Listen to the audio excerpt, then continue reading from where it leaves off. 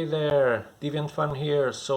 We're here to talk a little bit about powers. So let me just show you the cover. So these are the book editions. They, they came out between 2018 and 2019. These are the first four of them, and they're all quite thick. As you can see, they're voluminous, and the sheet paper and the sheets are very thin, so it's thin paper. So there's a lot to read here, really a lot to read. So I'm going to talk to you about the first arc in the first book. So let's put it here, and it's called "Who Killed Retro Girl." So this book talks about a police force agent, which you can see here, and his companion. So they live. It takes place in a world with superheroes from DC, superheroes, but they don't have powers, or at least it seems so. Maybe they have, maybe they don't. This was written by Brian Michael Bendis. This series has been has been there for almost 20 years. So it started 2000, 2001. Book 4 is already 2006, I believe. And these editions are from 2018 and 2019. They were collected in these books. So as you can see, like I said, here's the first story: Who Killed Retro Girl? So the art is by Michael Avon Oeming. I think that's how it's pronounced. Don't know, not quite sure.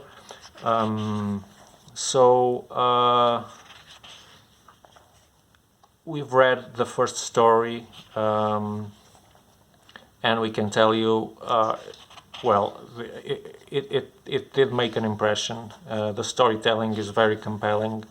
The characters are very well explored, especially Walker Agent and her new companion, who is like typically in police crime books. He gets a partner, but he doesn't want a partner. So we have that kind of friction there, but they end up getting along. They start getting along fine until someone betrays the trust between each other and things go bad again.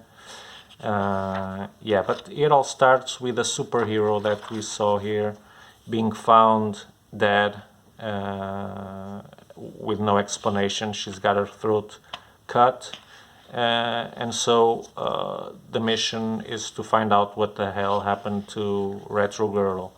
And it's not easy to do an autopsy to a super being whose skin is thick as steel. So there's that here. That's something that Brian thought of, and yeah, it makes sense. It makes sense. Under here you can see what's being put out on the news. So it's a parallel read that complements the story. That's an interesting way to present the story. It complements it. There's a lot of talking, so there's lots of balloons. Sometimes it's a bit deterring to have that many balloons, those many balloons in the story and in front of the artwork. But yeah, I guess the real shine here are the dialogues and the story. So yeah, we have to suck it up, right? Not that I'm saying the art is bad, but it's not the thing that shines in this book. The characters and the writing is the real thing.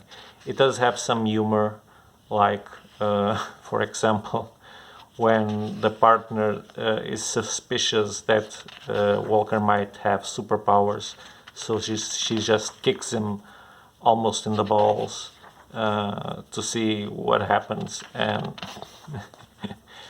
yeah, it goes unexpectedly, and that's referenced throughout the book. in a funny way more than once. So they are, what you see during the story is them trying to get closer and closer and trying to get a lead because they have nothing, completely nothing. So they start meeting with acquaintances of Retro Girl, that would be other superheroes. They get a little bit suspicious about this guy because he had a romantic relationship with her, but they get Sildo from him, and all their investigation around the streets. We can see them here asking all the superheroes if they know. There's Savage Dragon there. If they know anything about some lead that they have that was given by a small child that Walker has to take care of because no one can have her, and somehow the girl gives him the single lead that they have. I'm not going to say what it is, but it's just a mystery for him. How did she uncover that? But it does make a click. He recognizes the lead and starts following it, and that's when they start getting closer to the stuff. So the female partner, has an idea. So we've been interviewing the good guys and nothing, and we've got nothing. Why don't we interview the bad ones? And so they start doing that, and then they just can't get a lead in any way at all. So they have to go public and hope that someone can shed some light on what happened to Retro Girl and can tell them something based on the tip they have.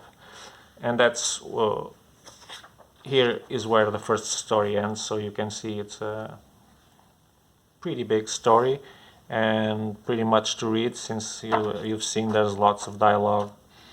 There's massive balloons there all the way. So yeah, it's a crime book with the ingredients that are expected. But the thing is, the recipe is old, but the book doesn't feel old at all. It's been almost 20 years, but it is still a very refreshing read, very entertaining, and the relation between the two main characters is very well explored. The tension, the friction. Walker doesn't want to give in. You can tell that he doesn't want to like his partner, but he ends up doing it. You can't. I've been calling him Walker. Yeah, I was right. Sometimes I mess up with the names. Yeah, I definitely want to read more about this. These books that I'm showing you are from a customer who is also a great friend, so that's why I asked permission to scroll through them and show it to you, and that's how I have the chance to read the first story also, because the series has been there for a while, but I had never picked it up. You know the amount of stuff that there's out in the market. We can only read as much. So if you like this video, please hit the like button. If you like to see these kind of videos, then subscribe, because we do lots of them every week. We do more than one video every week.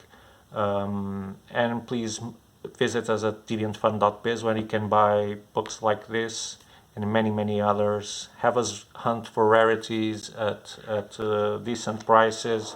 We love to do that for you with no compromise. And well, you can also check out our Facebook page. You can see news. We also post the videos there. Everything that we find interesting related to the shop or to comics themselves.